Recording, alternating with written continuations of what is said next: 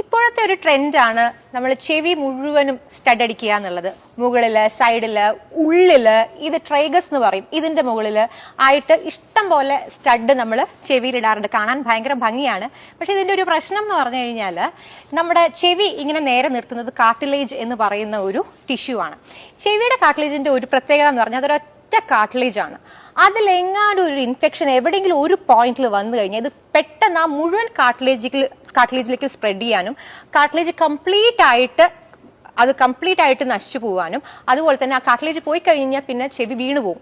നമ്മുടെ floppy years എന്ന് പറഞ്ഞാൽ ചെവി കംപ്ലീറ്റ് ആയിട്ട് വീണു പോകും. അത് നേരെ നിർത്തുന്നത് കാർട്ടിലേജ് ആണ്. അതുകൊണ്ട് ആ കാർട്ടിലേജ് പോയി കഴിഞ്ഞാൽ ഇത് ചെവി കംപ്ലീറ്റ് ആയിട്ട് വീഴുകയും പിന്നെ അത് ചെവിയുടെ ആ ഷേപ്പിലേക്ക് കൊണ്ടുവരാനായിട്ട് നാളെ സർജറി ഓപ്ഷനായിട്ട് എടുക്കേണ്ടി വരും. അല്ലാതെ ഈ കാർട്ടിലേജ് വൺസ് പോയി കഴിഞ്ഞു കഴിഞ്ഞാൽ പിന്നെ നമുക്ക് ചെവിനെ നേരെ നിർത്താൻ പറ്റില്ല. അതിന് എന്തായാലും സർജറി ആശ്രയിക്കേണ്ടി വരും.